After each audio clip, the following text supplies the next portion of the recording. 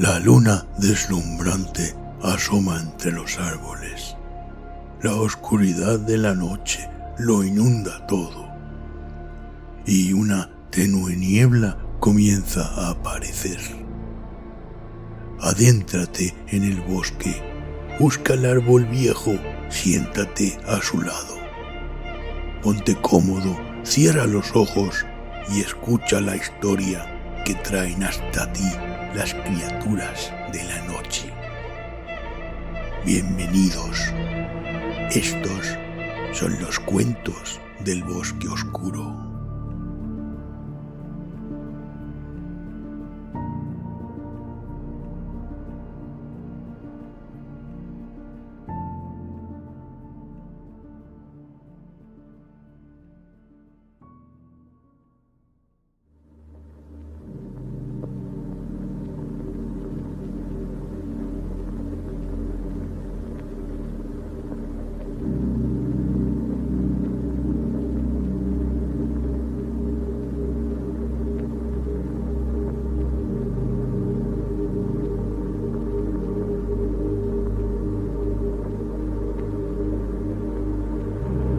El templo de Howard Phillips Lovecraft.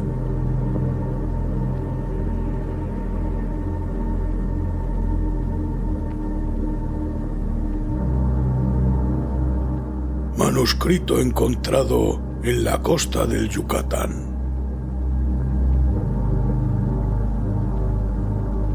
El 20 de agosto de 1917, yo, Karl Heinrich Graf von Albert Ehrenstein, capitán de corbeta de la Marina Imperial Alemana y comandante del submarino U-29, deposito esta botella con este informe en el Océano Atlántico en un punto que desconozco, pero que probablemente se encuentra alrededor de los 20 grados latitud norte, 35 longitud oeste, donde yace mi barco fuera de combate en el fondo del océano.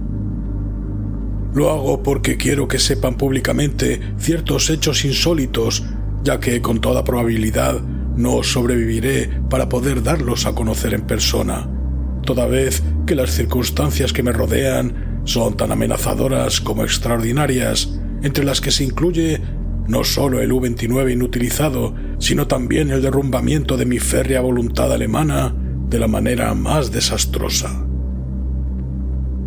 La tarde del 18 de junio, tal como se informó por radio al U-61 con destino a Kiel, torpedeamos el carguero británico Victory, que iba de Nueva York a Liverpool, en la situación 45 grados 16 minutos latitud norte, 28 grados 34 minutos longitud oeste, permitiendo a la tripulación que abandonase el buque en botes a fin de obtener una buena filmación de la escena para los archivos del almirantazgo. El barco se hundió espectacularmente de proa, sacó la popa fuera del agua y se zambulló perpendicularmente hacia el fondo del mar. Nuestro cámara no perdió detalle y siento que tan valiosa película no llegue jamás a Berlín. Después hundimos los botes salvavidas con nuestros cañones y nos sumergimos. Cuando salimos a la superficie hacia el atardecer, encontramos en nuestra cubierta el cuerpo de un marinero, con las manos atenazadas a la barandilla de forma curiosa.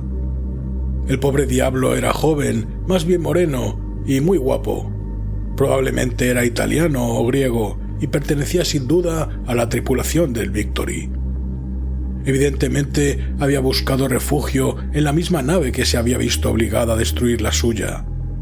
Una víctima más de esta injusta guerra de agresión que los perros ingleses mantienen contra la patria.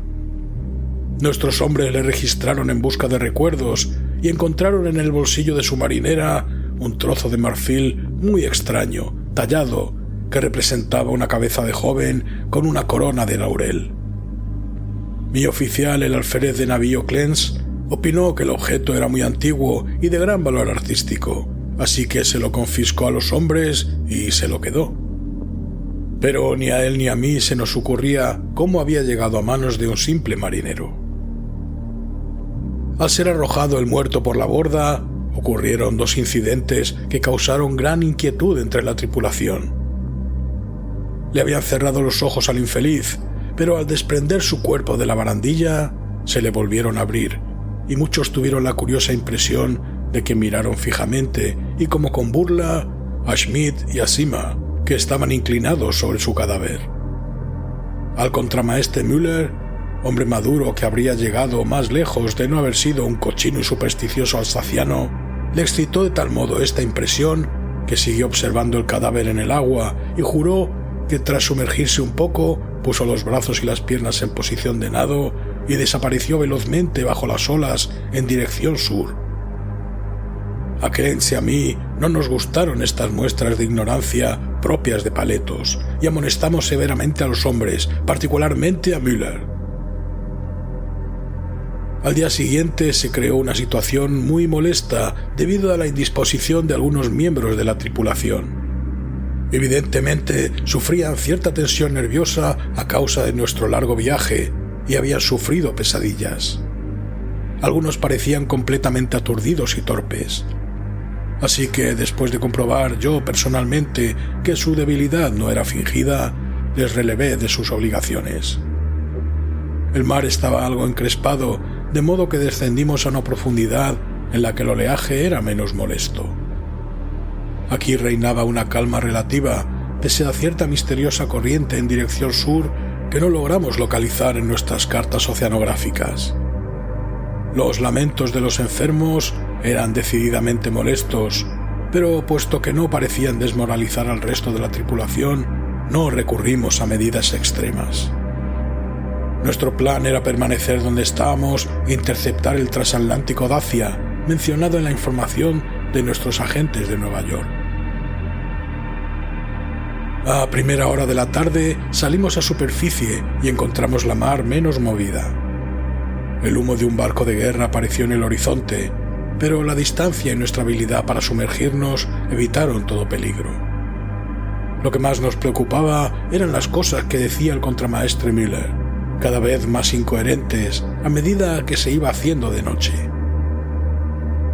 Se encontraba en un lamentable estado de puerilidad, balbuceaba insensateces y hablaba de muertos que pasaban por delante de las portillas sumergidas, de cadáveres que le miraban fijamente, a los que él reconocía a pesar de lo hinchados que estaban, ya que los había visto ahogarse durante nuestras victoriosas hazañas germanas. Y decía que el joven que habíamos arrojado por la borda iba a la cabeza. Esto resultaba sumamente horrible e insensato, así que ordenamos que le encerrasen y le administrasen una sana ración de latigazos. A los hombres no les gustó esta clase de castigo, pero era necesaria la disciplina. Asimismo, nos negamos a la petición que vino a presentar una delegación encabezada por el marinero Zimmer de que arrojáramos al mar la extraña cabeza tallada en marfil. El 20 de junio, los marineros Bohm y Schmidt, que habían caído enfermos el día anterior, se volvieron locos violentos. Lamenté no tener un médico entre nuestros oficiales, ya que las vidas alemanas son preciosas. Pero los constantes delirios de los dos hombres sobre una terrible maldición trastornaban enormemente la disciplina, así que tomamos drásticas medidas. La tripulación aceptó el hecho con osquedad, pero pareció serenar a Müller, que en adelante no volvió a causar problemas. La semana siguiente estuvimos todos muy nerviosos, vigilando en espera del Dacia. La tensión se agravó con la desaparición de Müller y de Zimmer, quienes se suicidaron, sin duda a causa del miedo que parecía atormentarles, aunque nadie les vio saltar por la borda. Casi me alegré de verme libre de Müller, porque incluso su mutismo influía de manera perniciosa en la tripulación. Ahora todos parecían inclinados a permanecer en silencio, como si tuviesen algún secreto temor. Muchos estaban enfermos, pero ninguno causaba problemas. El alférez de navío Klenz, debido a la tensión, se irritaba por cualquier insignificancia, como con la manada de delfines, cada vez más numerosa, que daba escolta al U-29, o la creciente intensidad de la corriente sur, que no registraban nuestras cartas. Por último, se hizo evidente que habíamos perdido al Dacia por completo. Estos fracasos no son infrecuentes y nos sentimos más contentos que decepcionados, ya que había orden de regresar a Wilhelmshaven. A las 12 horas del 28 de junio pusimos rumbo nordeste, y a pesar de embarullarnos cómicamente con una inusitada multitud de delfines, no tardamos en encontrarnos en ruta. La explosión ocurrida en la sala de máquinas a las 14 horas nos cogió completamente de sorpresa. No se había observado ninguna anomalía en la maquinaria ni negligencia alguna por parte de los hombres. Sin embargo, inesperadamente, la nave se estremeció de punta a punta a causa de la tremenda sacudida. El alférez de navío Clance acudió corriendo a la sala de máquinas, encontrando el depósito de combustible y casi todo el mecanismo destrozados, y a los maquinistas Rabe y Schneider muertos. Nuestra situación era verdaderamente grave, porque si bien los regeneradores químicos de aire estaban intactos y podíamos utilizar los dispositivos para elevar y sumergir la nave y abrir las escotillas para reabastecernos de aire comprimido y recargar los acumuladores, no había posibilidad de propulsar ni gobernar el submarino. Tratar de buscar rescate mediante botes salvavidas significaba ponernos en manos de nuestros enemigos, irracionalmente resentidos contra nuestra gran nación alemana. Por otra parte, desde nuestro enfrentamiento con el Victory, no habíamos conseguido establecer contacto por radio con ninguna unidad U de la Marina Imperial. Desde el momento del accidente hasta el 2 de julio, fuimos arrastrados constantemente hacia el sur, casi sin planes y sin avistar ningún buque. Los delfines seguían dando escolta al U-29, circunstancia sorprendente en cierto modo, teniendo en cuenta la distancia que llevábamos recorrida. En la mañana del 2 de julio avistamos un buque de guerra con bandera americana, y los hombres se mostraron muy nerviosos y con deseos de rendirse. Finalmente, el alférez de navío Clance tuvo que pegarle un tiro a un tal Trau, dado que no paraba de incitar con especial violencia a este acto tan antigermánico.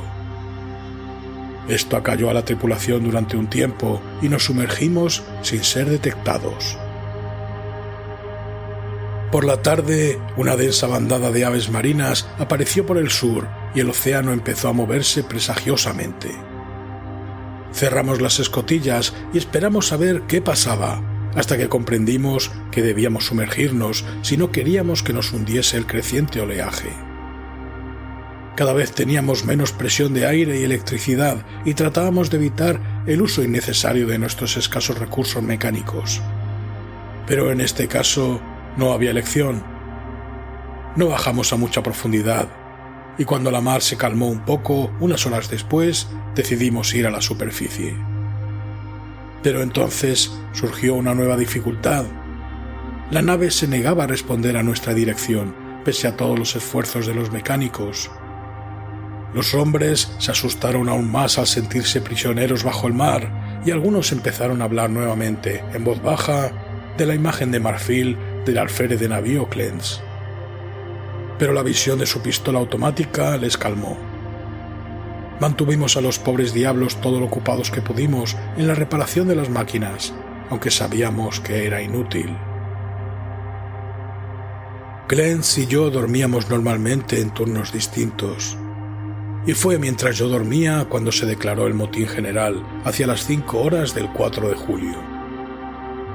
Los 6 cerdos marineros que quedaban, imaginando que estábamos perdidos, estallaron súbitamente en una furia besánica por habernos negado a rendirnos al buque de guerra yanqui, 2 días antes, entregándose a un delirio de maldiciones y de destrucción. Rugían como animales y rompían indiscriminadamente muebles e instrumentos, gritando insensateces tales como que era la maldición de la imagen del marfil y del atezado joven muerto, que les había mirado antes de desaparecer nadando. El alférez de navío Clance parecía paralizado, imposibilitado, como era de esperar en un enano blando y afeminado. Disparé a los 6 hombres, dado que era necesario, y me aseguré de que no quedara ninguno con vida. Echamos sus cadáveres por la doble escotilla y nos quedamos solo él y yo en el U-29. Clance estaba muy nervioso y bebía mucho. Decidimos mantenernos con vida cuanto fuese posible, haciendo uso de la gran cantidad de vituallas y de la provisión química de oxígeno que teníamos, ya que ninguna de estas dos cosas había sufrido daño en los estúpidos desmanes de los puercos marineros. El giróscopo, manómetros y demás instrumentos delicados habían quedado inservibles.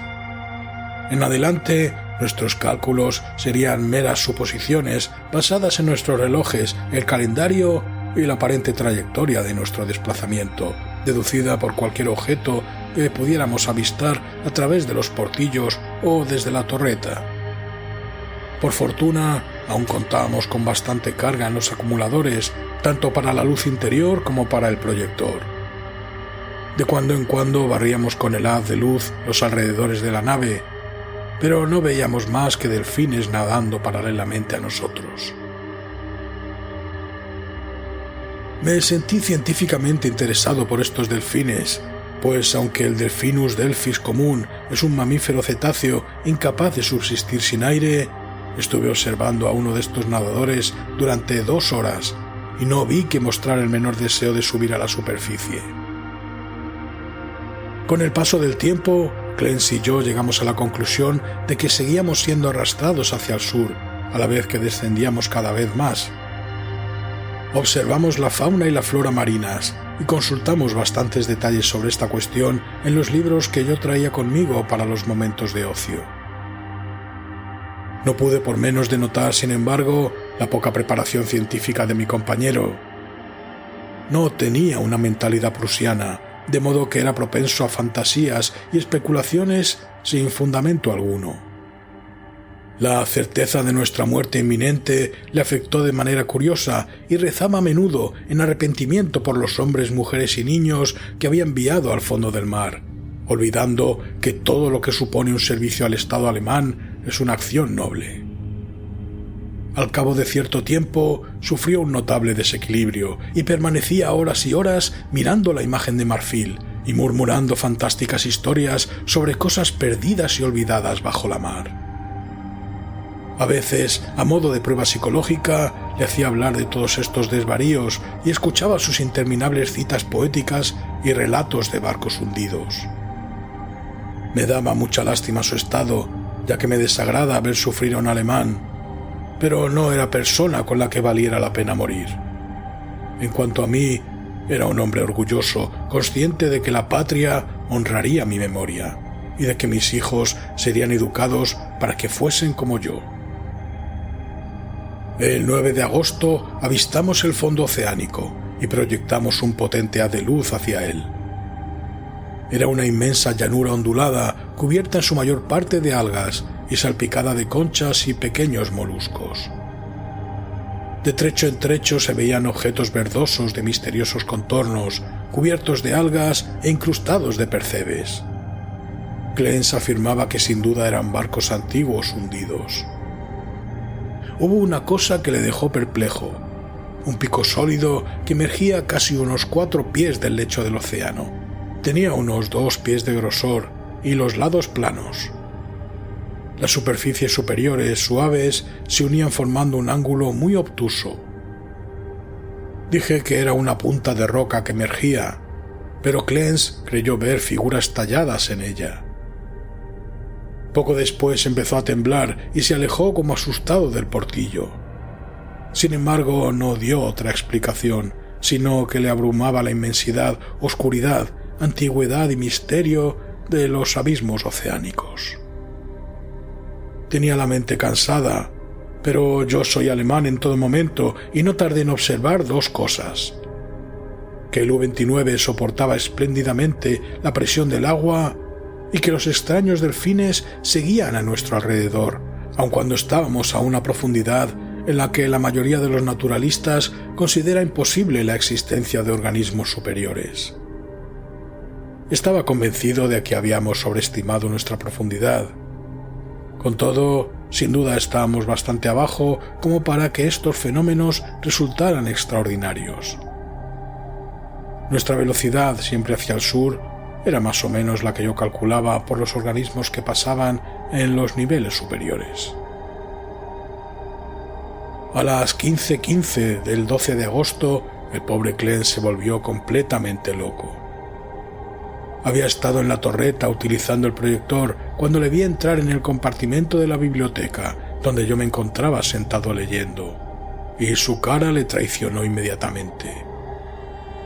Repetiré aquí lo que dijo, subrayando las palabras que él recalcó. «Él está llamando, le oigo, tenemos que ir». Mientras hablaba, cogió la imagen de marfil de encima de la mesa, se la guardó en el bolsillo y me agarró del brazo con intención de llevarme escaleras arriba hacia cubierta. Enseguida me di cuenta de que pretendía abrir la escotilla y que saliéramos los dos al agua exterior. Extravagancia suicida y homicida a la que yo no estaba dispuesto. Al echarme atrás y tratar de calmarle, se puso más violento y exclamó: «Vamos ahora, no esperemos a más tarde. Es mejor arrepentirse y ser perdonado que desafiar y ser condenado».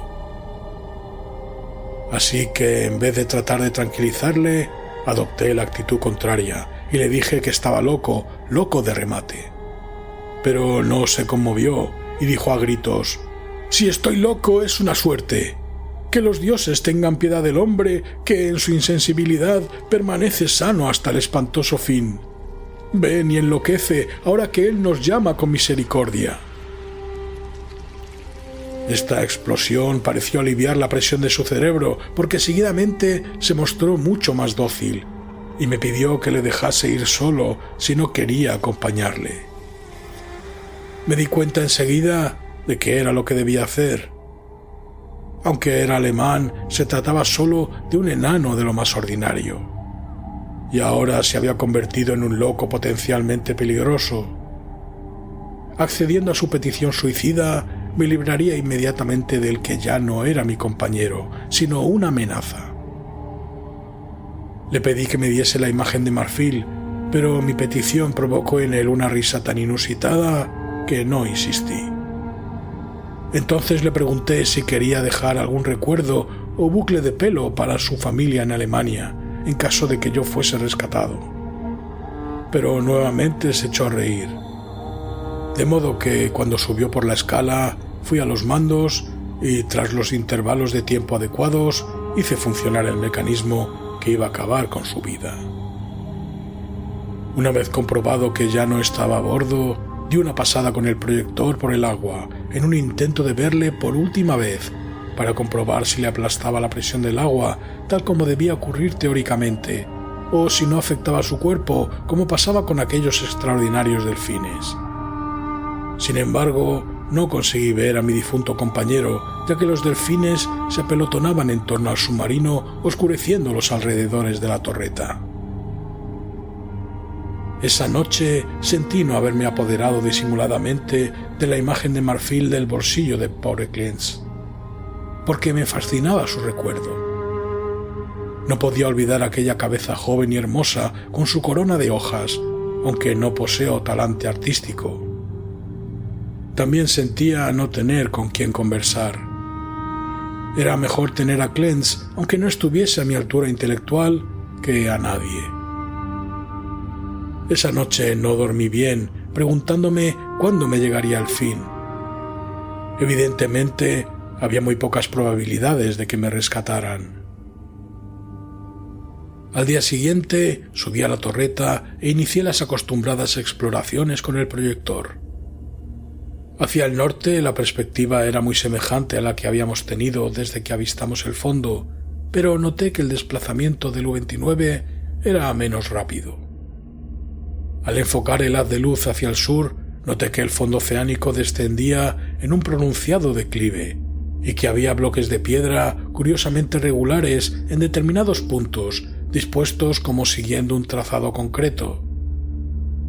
La nave, al principio, no descendió enseguida paralelamente a la creciente profundidad del océano, de modo que no tardé en verme obligado a ajustar el proyector a fin de seguir enfocando su potente haz hacia abajo. A causa del brusco movimiento se desconectó un cable y tardé varios minutos en conectarlo otra vez. Finalmente volvió la luz al proyector y se derramó por el valle marino que tenía debajo de mí. No soy propenso a dejarme llevar por emociones de ninguna clase, pero mi asombro fue muy grande cuando vi lo que el haz de luz eléctrica iluminaba. Sin embargo, como persona educada en la mejor cultura de Prusia, no debía haberme asombrado, ya que la geología y la tradición nos hablan igualmente de grandes transposiciones de zonas oceánicas y continentales. Lo que vi fue una complicada serie de edificios en ruinas, todos de una arquitectura magnífica, aunque inclasificable, y en diversos grados de conservación. La mayoría parecía ser de un mármol que brillaba blanquecino bajo los rayos del proyector, y el trazado general correspondía a una gran ciudad enclavada en el fondo de un estrecho valle, con numerosos templos y villas diseminados por las empinadas laderas. Había tejados hundidos y columnas caídas, pero aún reinaba un aire de esplendor inmensamente antiguo que nada era capaz de borrar. Comprendiendo que al fin me encontraba ante la Atlántida, a la que antes había considerado un mito, me sentí el más ávido de los exploradores. En el fondo de aquel valle había discurrido un río en otro tiempo, porque al examinar con más atención el paisaje, vi restos de puentes de piedra y de mármol, diques, terrazas y terraplenes en otro tiempo verdeantes y hermosos. En mi entusiasmo me sentí tan idiota y sentimental como el pobre Klenz, y tardé en darme cuenta de que la corriente sur había cesado, dejando que el U-29 descendiera lentamente hacia la ciudad sumergida, como el aeroplano se posa en una ciudad arriba en la superficie. También tardé en darme cuenta de que había desaparecido la manada de extraordinarios delfines. 1 hora o 2 después, la nave se posó en una plaza pavimentada cerca de la pared rocosa del valle. A un lado pude ver la ciudad entera que descendía hacia la plaza hasta el borde del antiguo río. Al otro, y sorprendentemente cerca, me encontré ante un edificio ricamente ornamentado y muy bien conservado. Evidentemente se trataba de un templo excavado en la roca. Del arte original de esta obra titánica solo me es posible aventurar conjeturas. La fachada, de inmensas proporciones, cubre al parecer una oquedad continua, ya que sus ventanales son numerosos y están ampliamente distribuidos. En el centro se abre un gran pórtico al que se llega por una escalinata de impresionantes peldaños, y el cual se encuentra rodeado de exquisitos relieves que representan figuras de bacantes. Delante se alzan las grandes columnas y el friso, decoradas ambas con esculturas de indescriptible belleza. Evidentemente representan escenas pastoriles idealizadas y procesiones de sacerdotes y sacerdotisas portando extraños objetos ceremoniales en adoración de un dios radiante. El arte es prodigiosamente perfecto en concepción sensiblemente helénica, si bien está dotado de una extraña personalidad. Comunica una impresión de terrible antigüedad, como si se tratase no de un inmediato antecesor del arte griego, sino del más remoto. No me cabe duda de que cada elemento de esa obra imponente está esculpido en una ladera de roca virgen de nuestro planeta, aunque no puedo imaginar cómo excavarían su interior. Quizá proporcionase el hueco principal alguna caverna o una serie de cavernas. Ni el tiempo ni la inmersión han deteriorado la prístina grandeza de este templo terrible, porque sin duda se trata de un templo. Y hoy, miles de años después, descansa inmaculado e inviolado en la noche interminable y el silencio del abismo oceánico. No puedo calcular las horas que pasé contemplando la ciudad hundida con sus edificios, arcos, estatuas y puentes, y el colosal templo con su belleza y su misterio. Aunque sabía que mi muerte estaba cerca, me consumía la curiosidad. Y seguí moviendo el proyector, ansioso por ver. El haz de luz me permitía apreciar muchos detalles, pero no lograba revelar nada más allá de la puerta del templo tallado en roca. Un rato después lo apagué, consciente de que debía ahorrar energía. Los rayos ahora eran sensiblemente más débiles que en las semanas de navegación a la deriva. y como acuciado por la inminente privación de la luz, me aumentó el deseo de explorar los secretos de las aguas. Como alemán, debía ser el primero en pisar esos caminos olvidados durante milenios. Saqué y examiné una escafandra de grandes profundidades de metal articulado y probé la luz portátil y el regenerador de aire. Aunque era difícil manejar yo solo la doble escotilla, pensé que podía salvar todos los obstáculos con mi habilidad científica y caminar efectivamente por esa ciudad muerta. El 16 de agosto efectué una salida del U-29 y caminé trabajosamente por las calles en ruinas y cubiertas de barro hacia el antiguo río. No encontré esqueletos ni restos humanos, aunque coseché una enorme riqueza arqueológica en esculturas y monedas.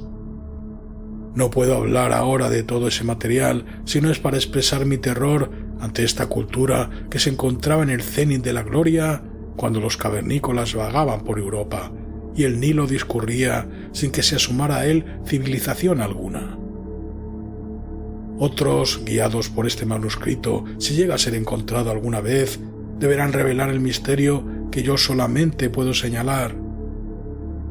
Volví a la nave, dado que mis baterías se debilitaban, aunque decidido a explorar el templo de roca al día siguiente. El 17, aunque mis deseos de explorar el misterio del templo se habían vuelto más insistentes, me llevé un desencanto al descubrir que los materiales que necesitaba para recargar la lámpara portátil habían perecido en el motín de aquellos cerdos el mes de julio. Mi rabia no tuvo límites. Sin embargo, mi sentido común alemán no me permitía aventurarme a entrar sin las debidas condiciones en un recinto completamente en tinieblas que podía resultar la madriguera de algún indescriptible monstruo marino o un laberinto de cuyos pasadizos me fuera luego imposible salir. Todo lo que podía hacer era enfocar el proyector del U-29, acercarme hasta la puerta con su ayuda y examinar los relieves exteriores. El haz de luz entraba por el pórtico en ángulo ascendente, de modo que me asomé para ver si lograba descubrir algo, aunque en vano. Ni siquiera se veía el techo, y aunque di un paso o dos hacia el interior, después de tantear el piso con un palo, no me atreví a seguir. Además, por primera vez en mi vida, experimenté la emoción del miedo. Empezaba a comprender cómo se habían originado algunos de los estados de ánimo del pobre Clance, ya que a medida que el templo me iba atrayendo cada vez más, sentía un terror ciego y creciente hacia sus abismos acuosos. Apagué las luces y me senté a meditar en tinieblas. Ahora debía ahorrar la electricidad para las emergencias.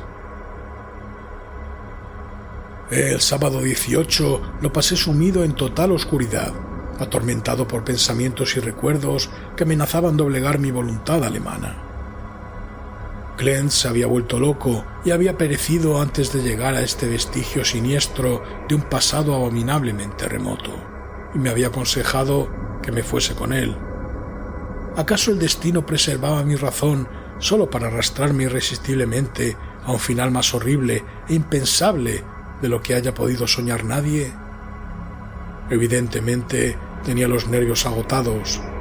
Debía desechar estas ideas propias de un hombre débil.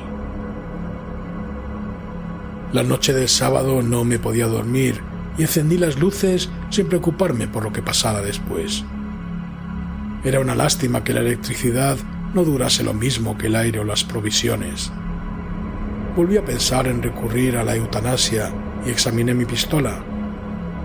Hacia el amanecer debí de quedarme dormido con las luces encendidas, ya que ayer tarde me desperté completamente a oscuras para encontrarme con que los acumuladores se habían agotado. Encendí varias cerillas, una detrás de otra, y lamenté con desespero la imprevisión que nos hizo gastar las pocas velas que llevábamos.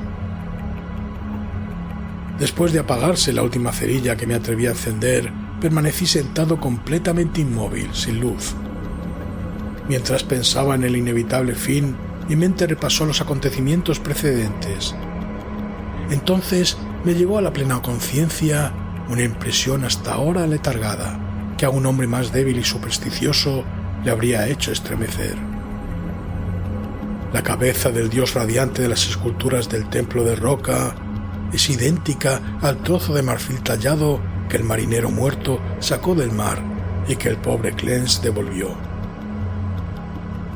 Me quedé un poco aturdido ante esta coincidencia, pero no sentí miedo. Solo el pensamiento inferior se apresura a explicar lo singular y lo complejo mediante el recurso primitivo del sobrenaturalismo. La coincidencia resultaba extraña, pero yo tenía una razón demasiado sana para relacionar circunstancias que no admiten una conexión lógica o asociar de manera extraña los desastrosos acontecimientos que desde el hundimiento del Victory habían conducido a mi presente situación crítica. Comprendiendo que necesitaba descansar, tomé un sedante a fin de procurarme un poco más de sueño. Mi estado de nervios se reflejó en mis pesadillas, ya que me pareció oír gritos de personas ahogándose y ver sus rostros apretados contra el cristal de los portillos de la nave. Y entre las caras muertas estaba el semblante burlesco y vivo del joven de la imagen de marfil. Debo tener cuidado en el modo de consignar mi despertar hoy, ya que me siento trastornado. Y sin duda hay muchas alucinaciones mezcladas con lo real. Psicológicamente, mi caso es enormemente interesante y siento no poder ser reconocido científicamente por una autoridad alemana competente. Al abrir los ojos, lo primero que experimenté fue un deseo irresistible de visitar el templo de roca. Deseo que aumentaba cada instante, aunque trataba instintivamente de resistir con alguna emoción de temor que operaba en sentido contrario. A continuación, me sobrevino una impresión de luz en medio de la oscuridad de las baterías descargadas, y me pareció ver una especie de resplandor fosforescente en el agua que entraba por el portillo orientado hacia el templo. Esto despertó mi curiosidad, pues sabía que ningún organismo de las profundidades abismales era capaz de emitir tal luminosidad. Pero antes de que pudiese comprobarlo, me llegó una tercera impresión que, debido a su carácter irracional, me hizo dudar de la objetividad de todo cuanto registrase mis sentidos. Fue una ilusión auditiva, una sensación de sonido rítmico, melódico, como de cántico o himno coral frenético, aunque hermoso, que provenía del exterior y traspasaba el casco del U-29, pese a estar absolutamente insonorizado. Convencido de mi anormalidad psicológica y nerviosa, encendí algunas cerillas y me tomé una fuerte dosis de bromuro sódico, que pareció calmarme hasta el extremo de disipar esa ilusión de sonido. Pero seguía la fosforescencia y me costó trabajo reprimir el infantil impulso de ir a la portilla a averiguar su causa. Era espantosamente realista, hasta el punto de que podía distinguir los objetos familiares que me rodeaban, así como el vaso vacío de bromuro, del que no tenía impresión visual alguna del sitio donde lo había dejado. Esta última circunstancia me hizo reflexionar, crucé el compartimento y toqué el vaso. Efectivamente, estaba en el lugar donde me parecía verlo. Ahora sabía que la luz era o bien real o parte de una alucinación tan fija y coherente que no podía esperar que se disipase. De modo que, renunciando a toda resistencia, subí a la torreta con intención de averiguar cuál era el agente luminoso. ¿Sería en realidad otra nave y me brindaría la posibilidad de rescatarme? Conviene que el lector no acepte como verdad objetiva nada de cuanto sigue. Dado que los acontecimientos trascienden la ley natural, han de ser necesariamente creaciones subjetivas e irreales de mi mente sobreexcitada. Al llegar a la torreta, descubrí el mar, en general, muchísimo menos luminoso de lo que esperaba. No había fosforescencia alguna vegetal ni animal, y la ciudad que descendía hacia el río era invisible en las tinieblas. Lo que vi no era espectacular, no era grotesco ni aterrador. Sin embargo, me hizo perder el último atisbo de confianza en mi conciencia. La puerta y los ventanales del templo subacuático, tallado en el monte rocoso, se encontraban vívidamente iluminados por un resplandor vacilante, como procedente de las llamas poderosas de un altar en lo más profundo de su interior. Los incidentes que siguieron son caóticos. Mientras observaba el pórtico y los ventanales misteriosamente iluminados, sufrí las visiones más extravagantes. Visiones tan insensatas que no me es posible siquiera consignarlas. Me pareció vislumbrar bultos en el templo, bultos que estaban inmóviles y bultos que se movían. Y me pareció también oír otra vez el cántico irreal que flotaba a mi alrededor cuando desperté. Y por encima de todo, despertaron en mí pensamientos y temores que giraban en torno al joven del mar y la imagen de marfil cuya talla era reproducción de los frisos y columnas del templo que tenía ante mí. Pensé en el pobre Clance y me pregunté dónde descansaría con aquella imagen que había devuelto al mar. Él me había advertido que se había vuelto loco ante dificultades que un prusiano es capaz de soportar perfectamente. El resto es muy simple. Mi impulso a visitar y entrar en el templo se ha convertido ya en una orden inexplicable e imperiosa a la que finalmente no me puedo resistir. Mi voluntad alemana no es capaz de controlar mis actos y la abolición es posible en adelante solo cuando se trata de cuestiones sin importancia. Semejante locura es la que arrastró a la muerte al pobre Clance sin escafandra ni protección alguna en el océano. Pero yo soy prusiano y hombre con sentido común y utilizaré hasta el final la poca voluntad que me queda. Cuando comprendí por primera vez que debía ir, preparé la escafandra y el regenerador de aire para ponérmelo inmediatamente. Acto seguido, empecé a escribir esta crónica apresurada con la esperanza de que llegue al mundo alguna vez. Meteré el manuscrito en una botella, la sellaré y cuando salga del U-29 y lo abandone por última vez, la confiaré al mar. No tengo miedo, ni siquiera de las predicciones del loco Clance.